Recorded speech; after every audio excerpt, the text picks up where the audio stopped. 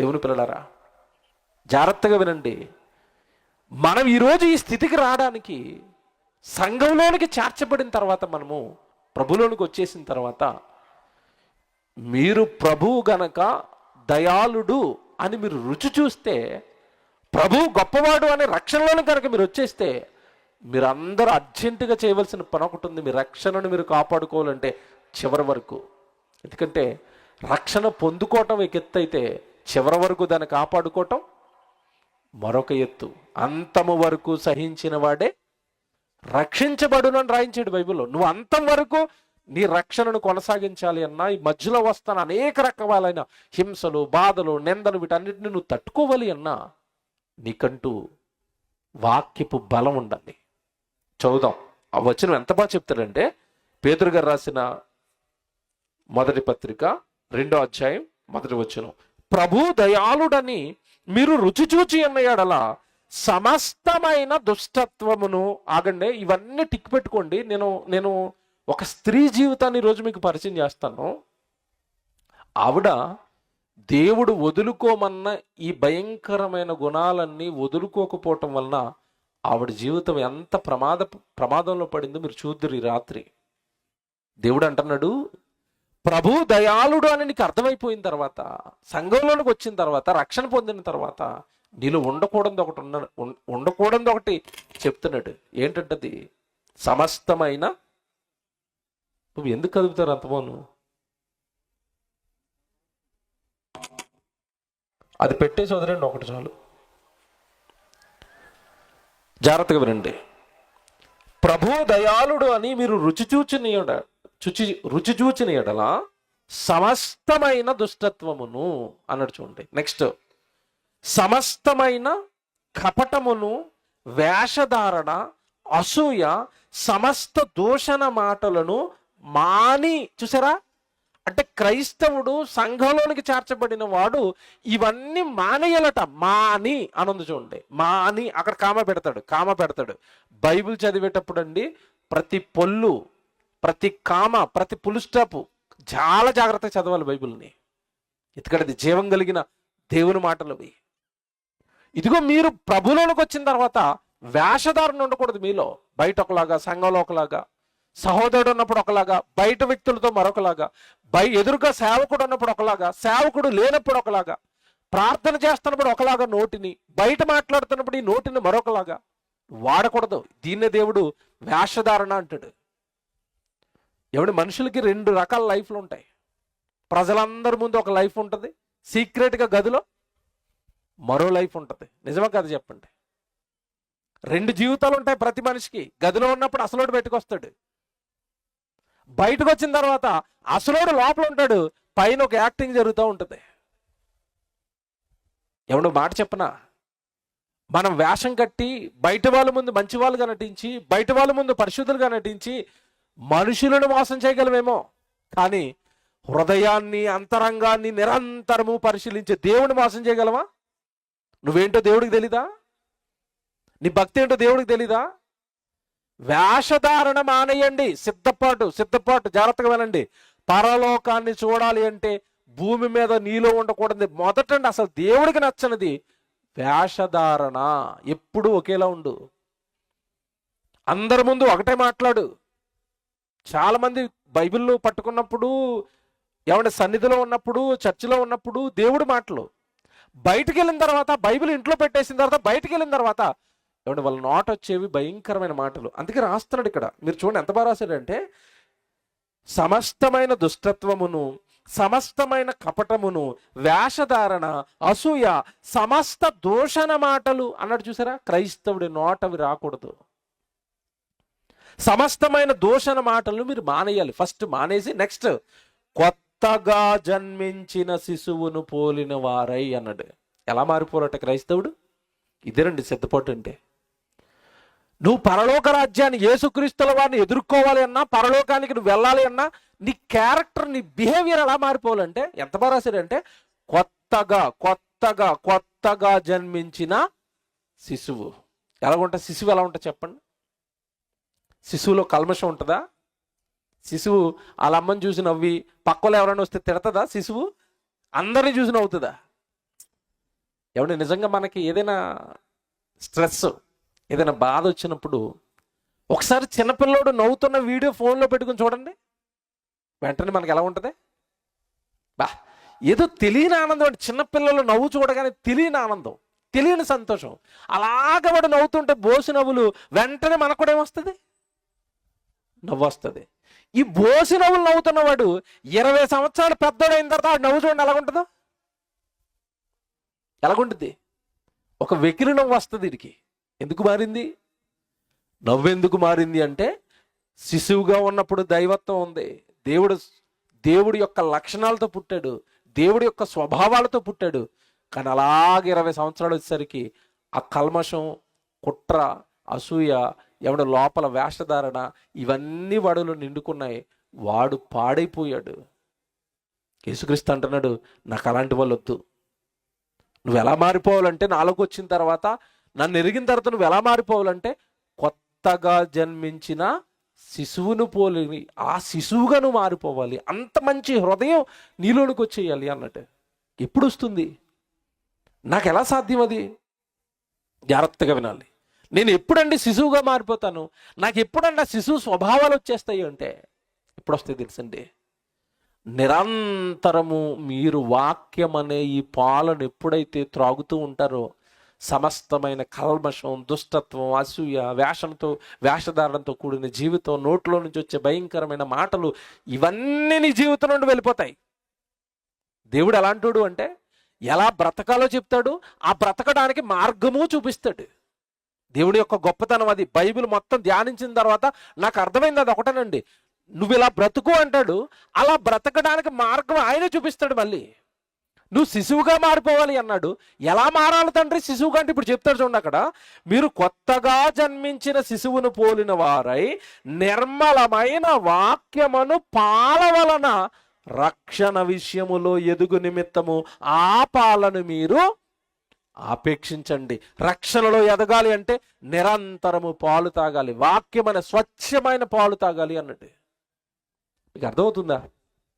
అంటే రక్షణ అనేది కష్టంగానే ఉంది, దానిని కాపాడుకోవడం కష్టం, సిద్ధపాటు అనేది కష్టంగానే ఉంది.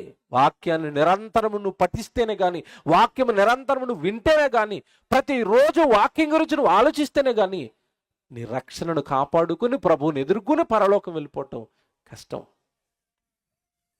దేవుని పిల్లలరా, రక్షణ పొందుకోవడం, రక్షణ వరకు రావటం ఒక ఎత్తండి. ఎందుకంటే ఈరోజు అపవాది నిజదేవుని తెలియనివ్వకుండా, సృష్టికర్త ఎవరో తెలియనివ్వకుండా, మనుషులందరినీ పుట్టించిన ఆయన ఎవరో తెలియకుండా అపవాది లోకంలో భయంకరమైన దుర్గాలు కట్టింది.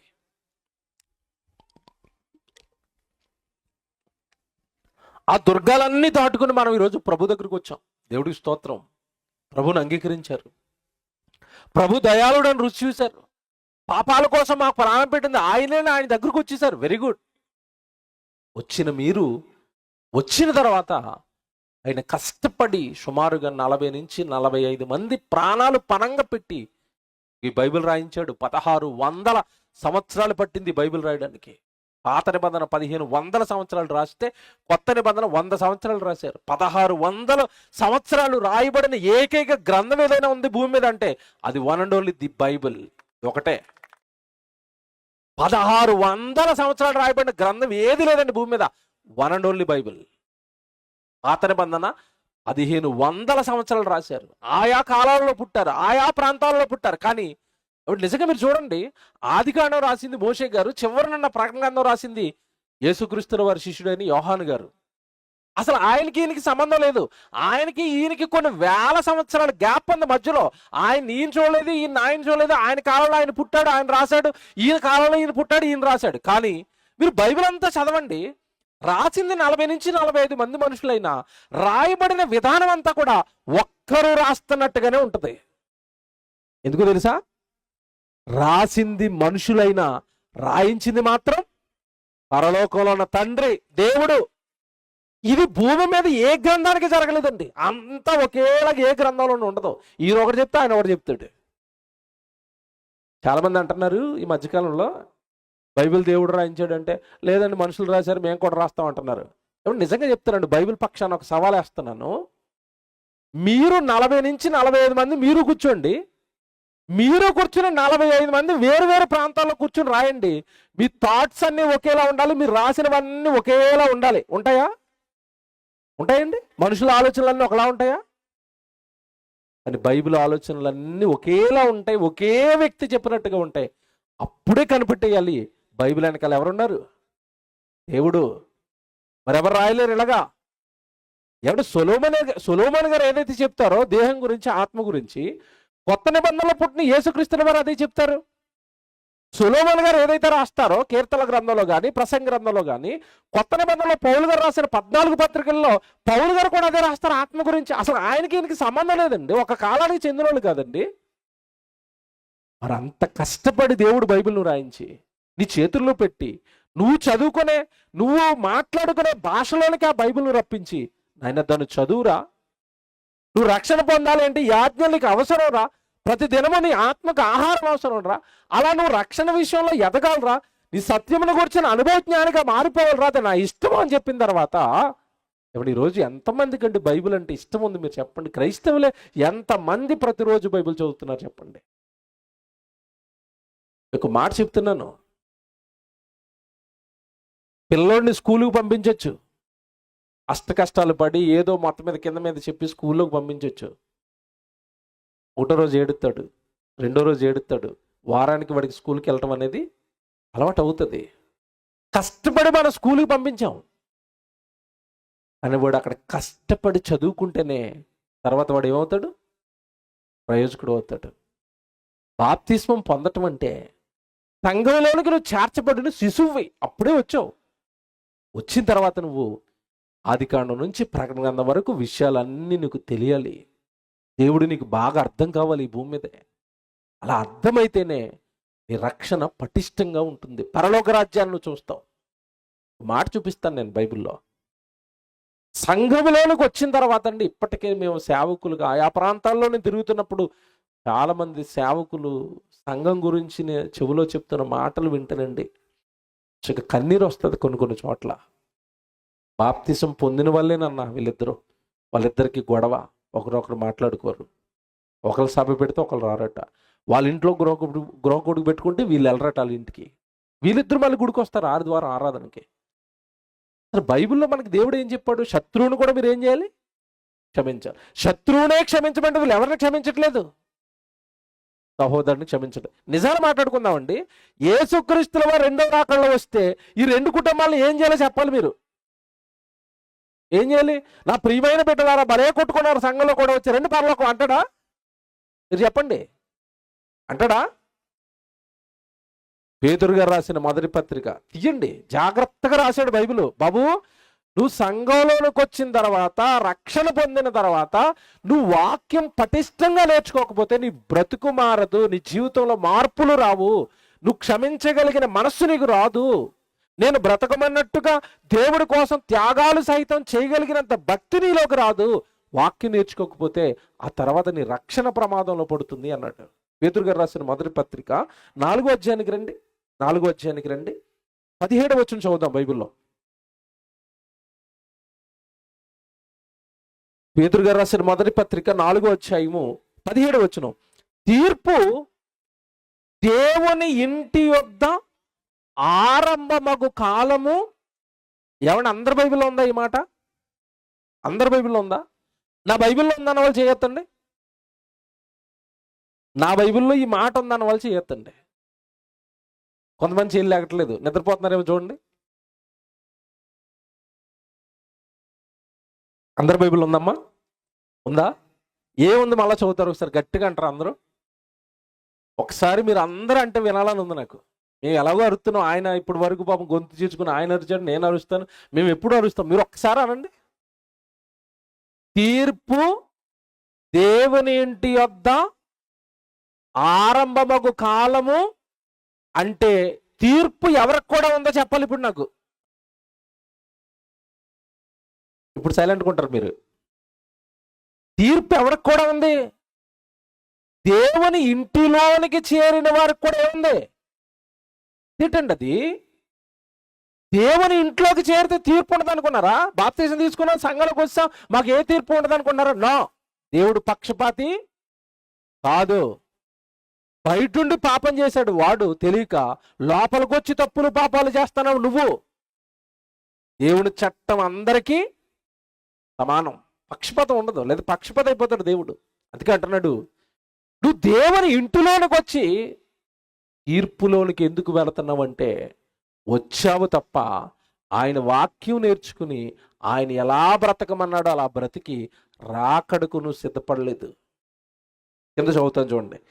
తీర్పు ఇంటి యొద్దనే ఆరంభమగు కాలము వచ్చి ఉన్నది, అది మన యొద్దనే ఆరంభమైతే, అది మన యొద్దనే ఆరంభమైతే దేవుని సువార్తకు అవిధేయులైన వారి గతి అంటే, వీళ్ళు లోపలికి వచ్చిన తర్వాత ఏం చేశారట, వీళ్ళు చేసిన తప్పేటట, సువార్తకు అవిధేయులవుతున్నారు.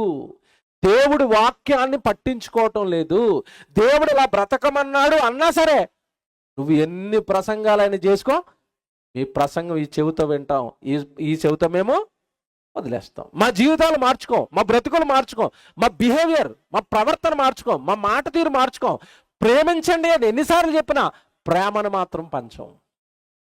జాగ్రత్తగా వినాలి. తీర్పు ఇంటి యొద్ద, దేవుని ఇంటి యొద్ద ఆరంభం ఒక కాలం ఎందుకు వస్తుందంటే, వాళ్ళందరూ కూడా దేవుని సువార్తకి ఏం చేయట్లేదట, లోబడటం లేదట. దేవుని ఇంట్లోనికి వచ్చి దేవుని సువార్తకు లోబడటం లేదట. ఈ పదం పట్టుకోండి, ఈ పదం పట్టుకోండి. దేవుని ఇంట్లోనికి వచ్చారు, దేవుడి వాక్యానికి లోబడటం లేదు. అది కూడా దేవుడికి నచ్చటం లేదు. తీర్పు మీ దగ్గర స్టార్ట్ చేస్తానంటున్నాడు. బయట ఉన్న పాపుల వాడు ఎలాగో కన్ఫర్మ్ క్యాండిడేట్ వాడు. దేనికి?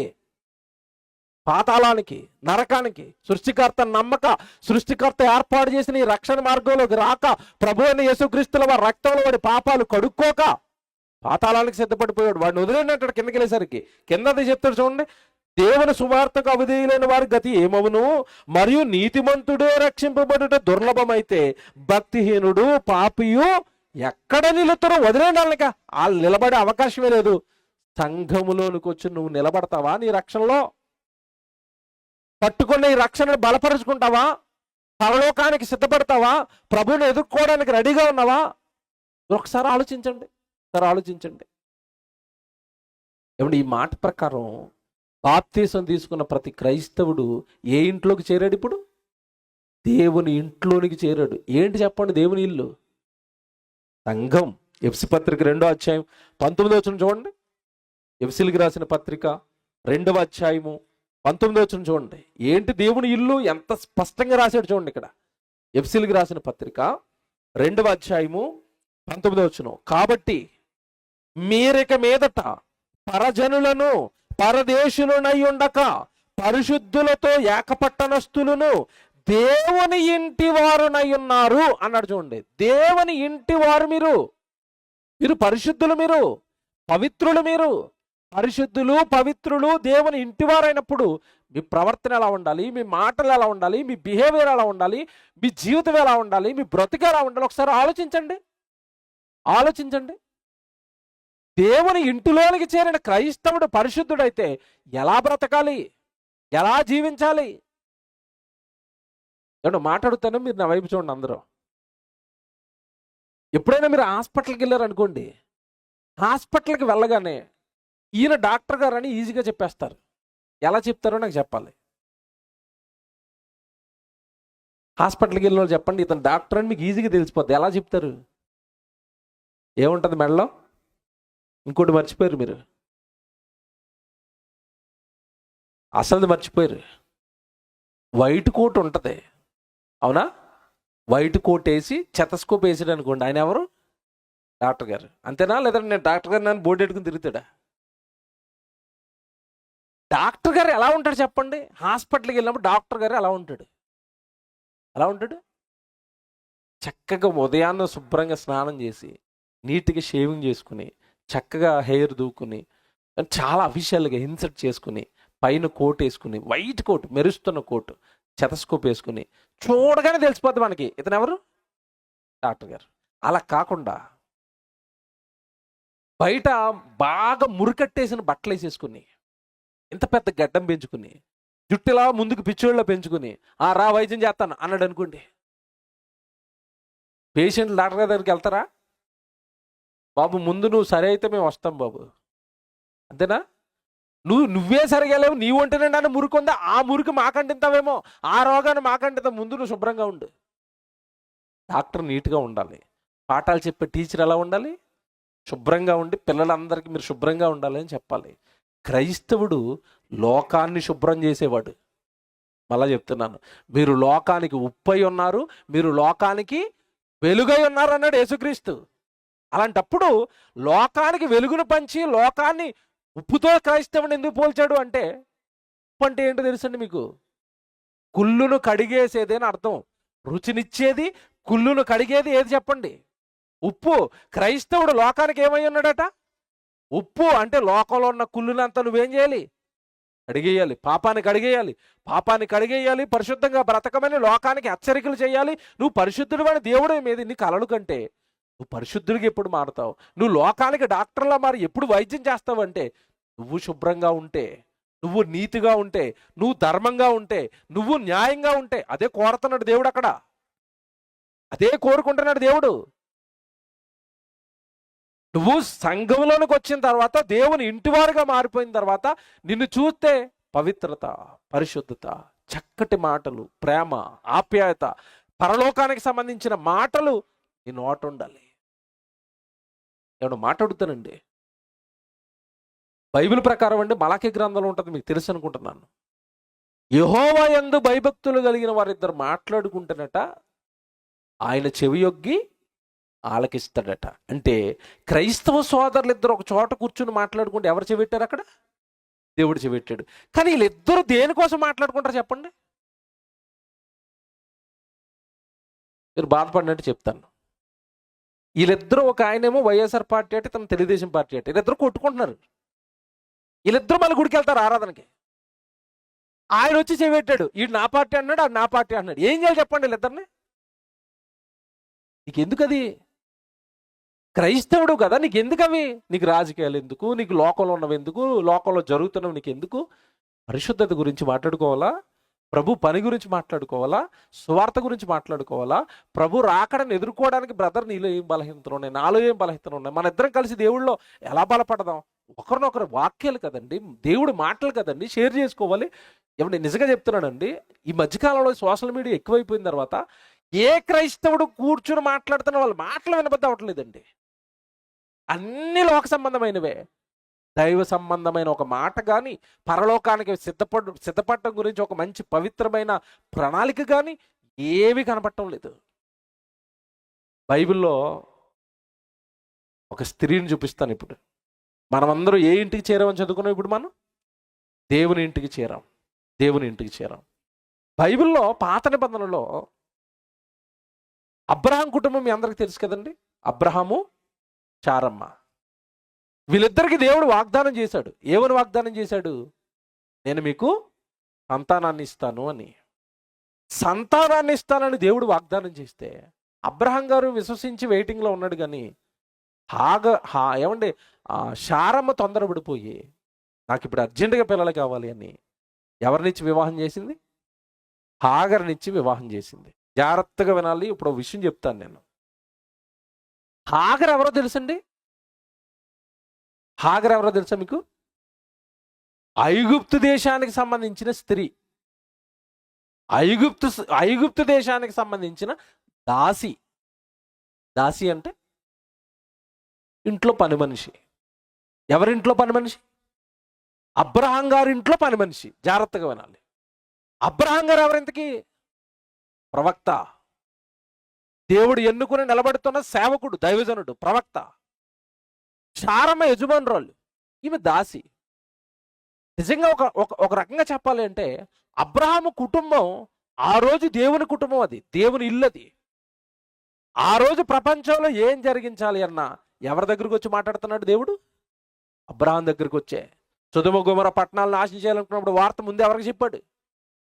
అబ్రహాముకే. అంటే ప్రపంచంలో జరిగే సన్నివేశాలన్నీ అబ్రహాము కుటుంబంతో చర్చిస్తున్నాడు దేవుడు. అంత పవర్ఫుల్ ఫ్యామిలీ అది. దైవం దిగొచ్చి నాయన పక్క ఊరికి అది జరగబోతుంది, పక్క పట్టణానికి అది జరగబోతుందని ఏమంటే అబ్రహాం గారికి దేవుడు ఒక పేరు పెట్టాడు, నా స్నేహితుడు. ఎంత స్నేహంగా ఉన్నాడు అంటే దేవుడు అబ్రహాముతో ప్రతి విషయం అబ్రహాంతో చెప్పేవాడు. ఎందుకు అంత అలా ప్రేమించాడు అంటే దేవుడి కోసం తన కొడుకును సైతం ఇవ్వడానికి వెనుకాడని విశ్వాసి. ఈరోజు మన విశ్వాసం అంత ఎత్తులో ఉండదు. అబ్రహాము కుటుంబంలో దేవుడికి నచ్చినది ఏంటంటే లోబడతాడు. దేవుడు ఏది చెప్తే అది చేస్తాడు. సొంత ఊరిని వదిలేయమంటే వదిలేస్తాడు, సొంత గ్రామాన్ని వదిలేయమంటే వదిలేస్తాడు. జాగ్రత్తగా వినండి. అలా దేవుడే సర్వస్వమై బ్రతుకుతున్న కుటుంబం అది అబ్రహాము కుటుంబం. నిజంగానండి. అబ్రహాము కుటుంబంలో అబ్రహాం గారు దైవ కుటుంబం అయితే ఆ కుటుంబంలో ఈ హాగరు దాసిగా చేర్చబడటమే హాగరుకు దేవుడు చేసిన మేలు. అవును కదా. ఒక దైవ కుటుంబంలో పని చేసుకునే భాగ్యం వచ్చిందంటే, పరిచయం చేసుకునే భాగ్యం వచ్చిందంటే అదే చాలా పెద్ద భాగ్యం ఈవిడికి. ఎవరికి? హాగర్కి. ఇది మీకు అర్థం అవుతుంది. ఒక ఉదాహరణ చెప్తాను. మీలో ఎవరైనా ఎమ్మెల్యే గారు పిఏ కూర్చున్నారనుకోండి, ఇక్కడ ఆయన నాకు తెలుసు కింద కుర్చీలో కూర్చోడు. ఎక్కడికి వచ్చి కూర్చుంటారు తెలుసా? వచ్చి వేదిక మీద ఇక్కడ కూర్చుంటారు. ఎందుకు? నేను ఎవరో తెలుసా అంటాడు. ఎవరయ్యా? ఈ నియోజకవర్గం ఎమ్మెల్యే గారికి పిఏని, లేదా మంత్రి గారు డ్రైవర్ని. విన్నారా? అయ్యి వాళ్ళకంటే వీళ్ళు అజమాయిషి ఎక్కువ ఉంటుంది కొన్నిసార్లు. ఏం మాట్లాడుతున్నావు? నేను డ్రైవర్ని, ఎమ్మెల్యే గారు డ్రైవర్ని. ఆయన చెప్పంటావా అంటాడు. నిజంగా ఆయన చెప్తాడో లేదో తెలియదు కానీ బెదిరిస్తాడు. ఇలాగ ఎమ్మెల్యే గారి దగ్గర, మంత్రి గారి దగ్గర, ముఖ్యమంత్రి. ఈ మధ్యకాలంలో ఒక న్యూస్ వచ్చింది, మీరు చూసారో లేదో. టోల్గేట్ దగ్గర టోల్గేట్ కట్టినాను ఒక అతను గొడవ. లేదు సార్ ఇది అందరూ కట్టాల్సిందే అంటున్నాడు. నేను సీఎం ఫేషియలో పనిచేస్తాను అంటున్నాడు. కారు మీద రాశాడు సీఎం ఫేషి అని. ఏమన్నా వాళ్ళు అంటున్నారు, మాకు తెలియదండి అవన్నీ. ఇది రూల్ ఫర్ ఆల్. ఎమ్మెల్యేకి, ముఖ్యమంత్రి గారికి, మంత్రులకు తప్ప కింద పనిచేసే వాళ్ళు అందరూ కట్టాల్సిందే. ఇది మేము ఏమంటే గొడవడుతున్నాడు. మీ చెక్ పోస్ట్ అది టోల్గేట్ లేపేస్తాను అంటున్నాడు. నేను ముఖ్యమంత్రి గారి కార్యాలయంలో పనిచేస్తాను, నేను తలుచుకుంటే నేను టోల్గేట్ లేపేస్తాను అంటున్నాడు. అడవడండి. వీడియోలు వచ్చేసరికి ఇంకా వాళ్ళతో 2 మాటలు తిట్టి తప్పక కట్టేసి వెళ్ళిపోయాడు. ఇది మీకు ఎందుకు చెప్పానంటే ఉదాహరణ. ఇప్పుడు ఒక మంచి అధికారం లేదంటే గొప్ప ఫ్యామిలీ కింద పనిచేసే వాళ్ళు కూడా దాన్ని చాలా గొప్ప హోదా కింద ప్రొజెక్ట్ చేసుకుంటారు బయట. ఇప్పుడు హాగర్ ఎవరు చెప్పండి? హాగర్ ఎవరు? ముల్లోకాలను కలిగించిన దేవుడు ఆ కుటుంబంతో ఉన్నాడు. దైవ కుటుంబంలో దాసి. దానికే చాలా ప్రౌడ్గా ఫీల్ అవ్వాలి ఆవిడ. నాకు చాలా భాగ్యం అండి అని. జాగ్రత్తగా వినండి. ఇప్పుడు అబ్రహాముది ఆ రోజు దైవ కుటుంబం, దేవుని కుటుంబం, దేవుని ఇల్లు. ఇప్పుడు జాగ్రత్తగా వినండి. ప్యారలర్గా మనకి ఈరోజు దేవుడి ఇల్లు ఏది చెప్పండి? సంఘం. మనం సంఘంలోకి చేర్చబడ్డాం. హాగర్ ఎక్కడికి చేర్చబడింది? దేవుని ఇల్లు. ఆ రోజు దేవుని ఇల్లు అయిన అబ్రహాము కుటుంబంలోకి చేర్చబడింది. జాగ్రత్తగా వినండి. హాగరు దాసి. మనం ఎవరని చెప్పండి? దేవుని ఇంట్లోనికి చేరక మునుపు మనం అందరం ఎవరో తెలుసా? మనం కూడా పాపానికి దాసులమే. గలతీ పత్రిక తీయండి. గలతీ పత్రిక 4వ అధ్యాయం తీయండి. గలతీలకు రాసిన పత్రిక 4వ అధ్యాయం చూడండి. 3వ వచనం చదువుదామా? గలతీలకు రాసిన పత్రిక 4వ అధ్యాయం 3వ వచనం. అటువలే మనము బాలురమై ఉన్నప్పుడు లోక సంబంధమైన మూలపాఠములకు లోబడి దాసులమై ఉంటిమి. అది అండర్లైన్ చేసుకోండి. మనం ఒకప్పుడు ఈ లోక సంబంధమైన మూలపాఠాలు, పాపాలకు లోబడి, లోకంలో ఉన్న ఆశలు చూసి, లోకంలో ఉన్న మనుషులను చూసి, ప్రభువుకు అన్యాయం చేసి, దేవుడి మాటలకు అన్యాయం చేసి, ఒకప్పుడు లోకంలో పాపంలో కూరుకుపోయిన దాసులు మనం కూడా. మనల్ని దేవుడు ప్రేమించి తన కుమారుడైన యేసుక్రీస్తుల వారిని పంపించి ఆయన బలియాగంతో మన పాపాలన్నీ కడిగి పరిశుద్ధులు చేసి మురికంతా తీసేసి మనల్ని ఎక్కడికి చేర్చుకున్నాడు? ఇప్పుడు దేవుని ఇంటిలోనికి మనల్ని చేర్చుకున్నాడు. ఇక్కడ జాగ్రత్తగా వినండి. దాసులుగా ఉన్న మనం దేవుని ఇంట్లోకి చేరాం. అక్కడ హాగరు ఏ దాసి? ఆవిడ ఐగుప్తు దేశానికి సంబంధించిన దాసి. ఎవరింట్లో చేరింది? అబ్రహాం ఇంట్లో చేరింది. జాగ్రత్తగా వినండి. అసలు అదే ఎక్కువ హాగర్కి. కానీ శారమ్మ జాలిపడి దయ చూపించి ప్రమోషన్ ఇచ్చింది. ఏం ప్రమోషన్ ఇచ్చింది? దాసిగా ఉన్న హాగరును, జాగ్రత్తగా వినండి, దాసిగా ఉన్న హాగరును తనతో సమానమైన భార్య స్థానం. అంతేనా? అబ్రహాం గారికి భార్య. హాగర్నిచ్చి పెళ్లి చేసింది. జాగ్రత్తగా వినండి. అంటే దాసిగా కుటుంబంలో సేవ చేసుకోవటమే ఆవిడకి ఎక్కువ. ప్రమోషన్ వచ్చింది. ఏం ప్రమోషను? అబ్రహాం గారికి భార్య. అప్పుడు ఎంత విధేయత చూపించాలండి? అమ్మో, నా యజమానురాలు నాకు ఎంతటి భాగ్యాన్ని ఇచ్చింది. ఏమంటే దాసి అనేసరికి తెల్లారులేసి ఏం చేయాలి చెప్పండి? ఏం చేయాల? లోకల్ లాంగ్వేజ్ చెప్పనా? తెల్లవారు లేగానే సామాన్లు కడుక్కోవాలా, అంతేనా? బట్టలు ఉతుక్కోవాలా, ఇల్లు శుభ్రం చేసుకోవాలా, పశువులు ఏమైనా ఉంటే అట్లకి సేవ చేయాలా, అమ్మగారు టీ పెట్టమంటే టీ పెట్టాలా, అబ్రహాం గారు ఏదైనా ఆర్డర్ ఇస్తే అది వండాలా, అంతేనా? వీళ్ళు పని అదేనండి, ఇంట్లో పని వాళ్ళ పని. ఆ పని చేసుకునే దాసినండి అబ్రహాం గారికి భార్య చేర్చి వివాహం చేసి అబ్రహాం గారి గదిలోనికి పంపించింది. అప్పుడు హాగర్ ఎలా ఆలోచించాలి?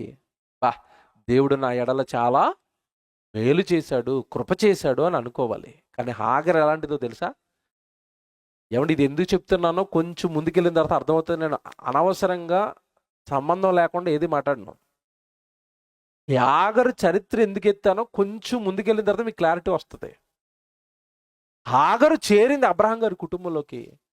చేరిన తర్వాత దేవుడు కరుణించి గర్భఫలాన్ని ఇవ్వబోతున్నాడు. గర్భవతి అయింది. గర్భవతి నైతినని తెలుసుకోగానే హాగరు క్యారెక్టర్లో మార్పు వచ్చేసిందండి. వచ్చిందా? వచ్చింది. ఏ మార్పు వచ్చింది చెప్పండి? ఏ మార్పు వచ్చింది? ఎవరైతే ఆ స్థానం రావడానికి కారకురాలో, యజమానురాలో, ఆ యజమానురాలు మీద తిరుగుబాటు జెండా ఎగరేసింది. తిరగబడిందా లేదా? తిరగబడింది. ఆదికాండం చూద్దాం. ఒక్క మాట మీకు చూపించాలి. అక్కడ మీకు తెలిసిందే అని ఒక మాట చూపిస్తాను. 16వ అధ్యాయానికి రండి. ఆదికాండం 16వ అధ్యాయం 4వ వచనం చదువుదామా? 4వ వచనం. ఆదికాండం 16వ అధ్యాయం 4వ వచనం. అతడు హాగరుతో పోయినప్పుడు అది గర్భవతి ఆయను, అది తాను గర్భవతినైతినని తెలుసుకొనినప్పుడు. అండర్లైన్ చేయండి. అంతకుముందు బాగానే ఉందట. అది తాను గర్భవతినైతినని తెలుసుకుందట. గర్భంలో బిడ్డ పుట్టాడు అని తెలుసుకుందట. అది తెలుసుకున్నప్పుడు దాని యజమానురాలు దాని దృష్టికి నీచమైన దాయను. అండర్లైన్ చేయండి. అంటే ఇది ప్రారంభంలో దాసిగా ఉన్నప్పుడు బాగానే ఉంది. వివాహమై భారీగా చేర్చబడిన తర్వాత బాగానే ఉంది. ఎప్పుడైతే నేను గర్భవతిని అయ్యాను, నాకు గర్భం వచ్చింది అని తెలిసిందో క్యారెక్టర్ మారిపోయిందట. ఎలా మారిపోయిందట? దాని యజమానురాలు దాని దృష్టికి ఎలా మారిపోయింది? నీచమా? నీచం అంటే ఏంటి చెప్పండి? అమ్మ ఆడపిల్లలు నా వైపు చూడండి. నీచం అంటే అర్థం ఏంటి? నీచం అంటే ఎవరినైనా నిలబెట్టి చీప అన్నారు అనుకోండి, ఏం చేసినట్టు? వాళ్ళని నీచంగా చూసినట్టు. ఇప్పుడు హాగరు శారమ్మని ఏమంటుంది? ఇప్పుడు పక్కబా ఎవరిని అంటుంది? ఇప్పుడు క్యారెక్టర్ ఏంటి? ఈవిడ హోదా ఏంటి? దాసి యజమానురాల మీద తిరగబడి నీ మాటకి నేను లోబడను. ఎక్కువ మాట్లాడేవనుకో, ఇప్పుడు నేను బిడ్డను కనబోతున్నాను, నీకెవరు లేరు. ఇది ఇప్పుడు ఈ హాగర్ పొగరేంటి చెప్పండి? నిజం మాట్లాడుకుంటే హాగర్ యొక్క పొగరేంటి? గర్భంలో ఎవరున్నారు? కుమారుడు ఉన్నాడు. ఏమంటే నిజంగా ఎప్పుడైతే పని మనిషి యజమాని మీద తిరగబడిందో, ఈ గొడవ అంతా ఎవరి దగ్గరికి పట్టుకెళ్ళింది తెలుసండి? శారమ్మ అబ్రహాం దగ్గరికి పట్టుకెళ్ళింది. ఏమంటే ఆడవాళ్ళు ఎంత విచిత్రంగా ఉంటారో శారమ్మ గారు నిరూపించారు. ఎందుకంటే ఆ శారమ్మ అబ్రహాం గారి దగ్గరికి వెళ్ళండి, అబ్రహాం గారి మీద గొడవ పడుతుంది. ఏమన్నా తెలుసా? ఇదిగో నేను నీకు ఆగర్నిచ్చి పెళ్లి చేశాను కదా, అది నన్ను నీచంగా చూస్తుంది అన్నది. మరి అక్కడితో ఆగిపోతే పర్వాలేదు. అబ్రహాం గారి మీద తిరగబడి అంటుంది, నా ఉసురు నీకు తగులుతుంది అంటుంది. దేవుడు నాకు న్యాయం తీర్చాలంటుంది. ఏమన్నా అబ్రహాంకి ఏం అర్థం అవ్వట్లేదు. అమ్మ శారమ్మ 2 నిమిషాలు కూల్ అవుతావా అన్నాడు. 2 నిమిషాలు కూల్ అవుతాను. ఇప్పుడు ఎందుకు నువ్వు ఎంత గొంతు చీర్చుకుంటున్నావు? ఎందుకు నాకు ఆ ఉసురు తగులు గట్ట నా మీద ఎందుకు ఎడతావు? ఎబాండాలని నీకు ఏం జరిగిందంటే, అది నీ దాసి కదా, ఒకప్పుడు నీ చేతిలో ఉంది కదా. ఇప్పుడు నేనేమైనా కాదు, అది నా భార్య, నువ్వు ఏమనకూడదని నేనేమైనా దూరం పెట్టానా నా భార్యగా? లేదే, అది అప్పుడు నీ దాసే, ఇప్పుడు నీ దాసే, అది నీ చేతిలో ఉంది, నీకు ఇష్టం వచ్చింది చెయ్యి అన్నాడు. అప్పుడు ఈవిడ ప్రశాంతమైంది. ఏమంటే నిజంగా ఇక్కడ మీరు విషయం ఆలోచిస్తేనండి, దేవుడు హాగర్కి ఇచ్చిన స్థితిని, దానికి వచ్చిన ఖ్యాతిని బట్టి పొగరొచ్చింది. ఈ విషయం మీకు ఎందుకు చెప్పాను తెలుసా? నిజాలు ఇప్పుడు దేవుడి సన్నిధిలో ఉన్నారు, నిజంగా ఆలోచించండి. చాలా మంది ప్రభుకు దూరంగా ఉన్నప్పుడు జీవితాలు బాగుండి, తాగేసి రోడ్ల మీద పడిపోవటం, వ్యభిచారం చేస్తూ ఏవో వాళ్ళు నష్టపోవటం, కుటుంబంలో సమస్యలు, గొడవలు, విస్తారంగా సమస్యలతో, శోధనలతో నిండిపోయి ఉంటారండి. ఏ దైవజనుడు వెళతాడు, ప్రార్థన చేస్తాడు, అయ్యా వాక్యంలోకి రా, అయ్యా నీ జీవితం బాగుంటుంది అయ్యా అని చక్కగా సంఘంలోకి నడిపిస్తాడండి. ఎంత దారుణంగా ఉన్న కుటుంబం సంఘంలోకి వచ్చిన తర్వాత, ప్రభు మాటలు విన్న తర్వాత నెమ్మదిగా చక్కబడతాడు, త్రాగుడు మానేస్తాడు, తిరిగిపోతూ తిరగటం మానేస్తాడు. వృధా అయిపోయే డబ్బులన్నీ చక్కగా నిలబడతాయి. దారుణంగా అప్పుల్లో కూరుకుపోయిన కుటుంబం నెమ్మదిగా కట్టబడుతూ ఉంటుంది ప్రభువులోకి వచ్చిన తర్వాత, సంఘంలోకి వచ్చిన తర్వాత. నిజంగా చెప్పనండి, ప్రభులోనికి రాకమునపు భయంకరంగా ఉన్న కుటుంబం ప్రభులోనికి వచ్చిన తర్వాత, ఒక స్థితి వచ్చిన తర్వాత, నిజంగా చెప్తున్నానండి, చాలా మందిని చూశాను, ముందు స్థితి బాగోనప్పుడు చేర్చుకున్న దైవజనుడి మీద ముందున్న గౌరవం, ముందున్న ప్రేమ తర్వాత ఉంటాయా? మీరు చెప్పండి, ఉంటాయా? దైవజనుల ఘోష చాలా మంది చూశాను నేను. ఇలాగా నేనేనయ్యా పెళ్లి చేశాను, నేనేనయ్యా ఆ కుటుంబం కష్టాలు పడిపోతే, ఆ రోజు వాళ్ళ తిండి లేకపోతే నా డబ్బులు పెట్టే ఇంట్లో కిరాణా సామాన్లు కొనిచ్చానయ్యా, ఆ కుటుంబాన్ని నిలబెట్టానయ్యా, ఈరోజు వాళ్ళే నా మీద తిరగబడుతున్నారయ్యా. చాలామంది చెప్పుకున్నారు ఇలాగా.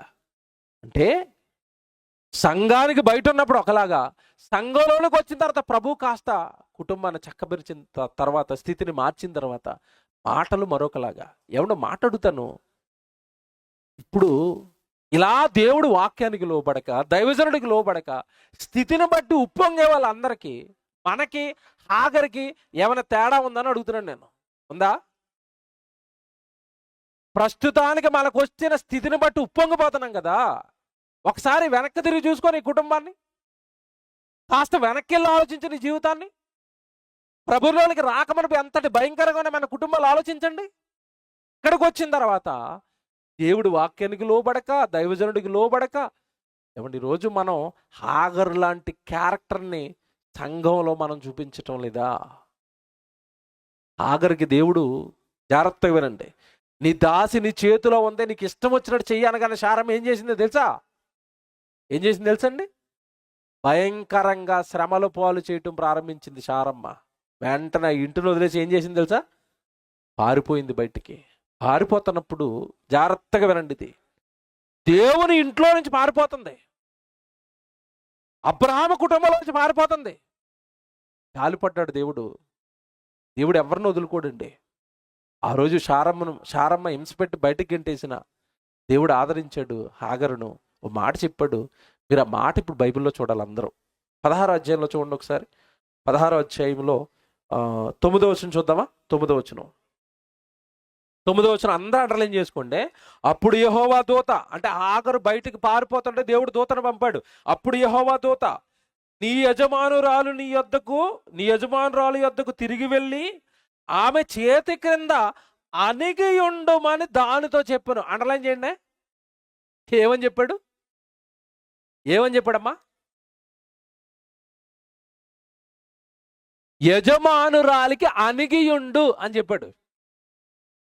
మాట్లాడుతాను, అణిగి ఉండటం అన్న మాట ఎవరికైనా నచ్చుతుందండి? ప్రస్తుతం నీ సొసైటీకి నచ్చుతుందా?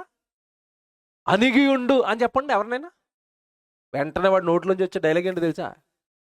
నీకేమైనా బానిసలు అనుకుంటున్నావా అంటాడు. అణిగి ఉండటం బానిసత్వమా? నాకు అర్థం అవ్వలేదండి. అణిగి ఉండటం బానిసత్వమా? నిజంగా చెప్తున్నానండి, పేరుకు క్రైస్తవ కుటుంబాలండి. ఈరోజు చాలామంది భార్యలు భర్తల మీద తిరగబడతారు. చూశాను నేను నా కల్లారా. భర్త అంటే గౌరవం లేదు, భర్త అంటే మర్యాద లేదు. పేరుకు బయట ఉన్నప్పుడు ఏమండి అంటది ఈవిడ. బయట ఉన్నప్పుడు ఇంటికి వెళ్ళిన తర్వాత చూడాలండి, ఏమండి లేదు, ఏమి లేదు. ఆ మాటలు నేను చెప్పలేను, దేవుడి సన్నిధిలో నోట్లోంచి నేను మాట్లాడలేను అవి. జాగ్రత్తగా వినండి, భర్తకు లోబడమని బైబిల్ చెప్పిందా లేదా? మీరు చెప్పండి. భార్యలారా, మీ భర్తలకు మీరు లోబడి ఉండండి. ఎంతమంది లోబడుతున్నారు చెప్పండి? ఎక్కువ మాట్లాడితే అంటది, నేను వచ్చినప్పుడు 5 లక్షలు కట్నం తెచ్చా, నీ మాట ఎందుకు వినాలంటుంది ఒక ఆవిడ. అంటే కట్నాన్ని బట్టి తెచ్చిన డబ్బును బట్టి భర్త మీద తిరగబడిపోతావా? అతని యజమానుడే. బైబిల్ చెప్పిన లా, చట్టం ఎక్కడుంది? ఇప్పుడు క్రైస్తవంగా సంఘంలోకి చేర్చబడిన భార్యగా నువ్వే దేవుడు పెట్టిన నియమాలు నిబంధనలు పాటించకపోతే, నీ గౌరవం, నీ మర్యాదగా ఒక గౌరవప్రదమైన కుటుంబంగా నీ కుటుంబాన్నే లోకానికి చూపించకపోతే ఎవరొస్తారు నిన్ను బట్టి ప్రభులోకి? భార్య అంటే అలా ఉండాలండి, భర్త అంటే అలా ఉండాలండి అని మిమ్మల్ని బట్టి అనేక మంది ప్రభులోకి రావాలి కదా. అందుకు కదా మిమ్మల్ని సంఘంలోకి చేర్చాడు దేవుడు. ఆగరు జీవితంలో జరిగిందే ఈరోజు చాలా మంది జీవితాలు జరుగుతుందండి. దేవుడు ఏమంటే ఆ రోజు జాగ్రత్తగా వినండి, ఆ రోజు యజమానురాలైన సారమ్మకి అణిగి హాగరు బ్రతకలేదు. దేవుడు చెప్పిన మాటను వినలేదు, అది పట్టించుకోలేదు. వెనక్కి వెళ్ళు అణిగిమణిగి ఉండంటే ఇక దేవుడు చెప్పాడు కదా బాగోదన్నట్టుగా ఇంటికి వెళ్ళింది తప్ప సారమ్మ ఎడల మొదట ఉన్న అణిగిమణిగి ఉండే క్యారెక్టర్ మరలా తెచ్చుకోలేదండి. హాగరు నాశనం అయిపోయింది. ఆమె జీవితం చూపిస్తాను చివరిలో, నాశనం అయిపోయింది. అంటే హాగరు శారమ్మకు లోబడాలి. ఆమె యజమానురాలు ఆ రోజు లోబడలేదు, జీవితం నాశనం అయిపోయింది. ఈరోజు మన యజమాని ఎవరు చెప్పండి? మన యజమాని ఎవరు? క్రీస్తు. మన కొరకు ప్రభు ప్రాణం పెట్టింది ఆయనే, మన ప్రభు ఆయనే. మనమందరం ఎవరికి లోబడాలి చెప్పండి? ఈరోజు క్రీస్తుకి. ఎంతమంది లోబడతారు ఆయన మాటకి? ఎంతమంది లోబడతారు? సహోదరుడు నీ ఎడలు తప్పిదం చేశాడు, ఏమని చెప్పాడు? క్షమించు. ఎన్నిసార్లు క్షమించాలి? ఒకటోసారి సరిపోద్దా? సరిపోదు. రెండోసారి సరిపోద్దా? సరిపోదు. మనకంటే పేతురు గారి స్టాండర్డ్ ఎక్కువ. ఆయన ఏమన్నాడు తెలుసా? నేను 7 సార్లు 7 times క్షమిస్తాను. సరిపోద్దా బాబు అన్నాడు. మనమైతే 2-3కి విసిగిపోతాం. ఇంక నేను ఆయన జీవితంలో క్షమించనండి అంటారు. ఇదో డైలాగు. ఆడు ఊరకే నా ఎడలు తప్పు చేస్తున్నాడు, నేను క్షమించనండి. మరి పేతురు గారు మనకంటే బెటర్ కదా, 7 అన్నాడు. సరిపోద్ది అన్నాడు యేసుప్రభు. 7 సార్లు క్షమిస్తాను సరిపోద్దా అంటే యేసుప్రభు ఏమన్నాడు? క్రైస్తవుడు నాయన సరిపోదు ఇది అన్నాడు. మరలా చెప్తున్నాను మీ అందరికీ, క్షమించే గుణం లేని ఏ క్రైస్తవుడు పరలోక రాజ్యాన్ని చూడడు. రాసి పెట్టుకోండి ఇది. క్షమాగుణం గనక నీలో లేదా, సాటి సహోదరుని క్షమించవా? నీ ఎడల అపరాధాలు చేసిన వాళ్ళు క్షమించవా? అసలు క్షమన్న మాటని హృదయంలోకి లేదా? ప్రేమ అన్న మాటని హృదయంలోకి లేదా? మృదుత్వం అన్న మాటనికి ఎక్కడ కనపట్టలేదు. సాత్వికం ఒదిగుండిపోమన్నాడు కదా ఆత్మఫలాలు చెప్పి, అవి ఏవి నీలోకి రావటం లేదా? నువ్వు ప్రభు యొక్క రాకడను ఎదుర్కోవడానికి నువ్వు ఇంకా సిద్ధపడలేదు. ఆగరు అణిగుమణుగుండంటే అనగలేదు. ఈరోజు సువార్తను మనకు చెప్పి సంఘంలోకి చేర్చి మీరు అనుగుండండి అంటున్నాడు. మనం ఏమండి ఈరోజు వాక్యాలు వింటున్నారు కానండి, పాటిస్తున్నారా? మీరు చెప్పండి. పాటించే వాళ్ళు ఉన్నారా? నిజంగా ఈరోజు ఏమండి ఈ మధ్యకాలంలో ఒక ఆవిడండి, హ్యాట్సాప్ ప్రవీణ్ గారు అని ఒక పాస్టర్ గారు చనిపోయారు. మీకు తెలుసు. అది హత్య అంటున్నారు, తేలాలి, మనం మాట్లాడకూడదు. యాక్సిడెంట్ అంటున్నారు. ఏదేమైనా ఆయన చనిపోయారు. ఏమండి ఆయన చనిపోయిన కొద్ది రోజులకి ఒక వీడియో, ఏమండి వారి భార్య జెస్సికా పగడాల గారు ఆవిడ ఒక వీడియో వదిలేరు. ఆవిడ ఏమని మాట్లాడింది తెలుసండి? నా భర్త ఎలా చనిపోయాడో నాకు తెలియదు, విచారణ జరుగుతుంది, ప్రభుత్వం మీద నాకు నమ్మకం ఉంది, కానీ మనం క్రైస్తవులం కదా, ఒకవేళ నా భర్తను ఎవరైనా చేసి ఉంటే, ఎవరైనా చంపేసి ఉంటే వాళ్ళను నేను క్షమిస్తున్నాను అన్నదండి. క్షమించేశాను నేను వాళ్ళని. క్రైస్తవులం కదా, పగ తీర్చుకోకూడదు, మనం కక్షలు పెట్టకూడదు, మన ప్రభు రాజ్యాన్ని ప్రకటించుకుంటూ వెళ్దాం అంది. వాట్సాప్ కదండి.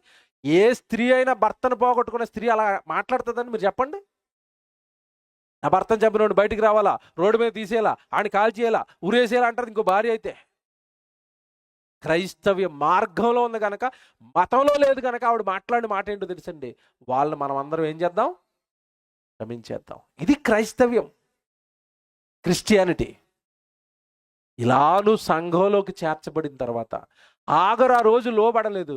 నువ్వు సంఘానికి, వాక్యానికి కనుక లోబడకపోతే మనం కూడా పరలోక రాజ్యానికి వెళ్ళాం. మీరెందా చదువుకున్న మాటదే. ఆ రోజు హాగరు యజమానురాలైన సారమ్మకు లోబడలేదు, విధేయత చూపించలేదు, అణిగిమణుగుంటే ఉండలేదు. మనకేం చెప్పాడు తెలుసా? మొదటి పేతురు, చదువుకుని ముగించేసుకుందాం. మనకి చెప్పిన మాట మొదటి పేతురుకి రండి. ఇందా చదువుకున్న మాటే ఒక్కసారి ఇప్పుడు ఆ మాట చదివితే మీకు బాగా అర్థమవుతుంది. 4వ అధ్యాయం 4వ అధ్యాయం 17వ వచనం. 1 పేతురు 4వ అధ్యాయం 17వ వచనం. తీర్పు దేవుని ఇంటి యొద్ద ఆరంభమగు కాలము వచ్చి ఉన్నది, అది మన యొద్దనే ఆరంభమైతే.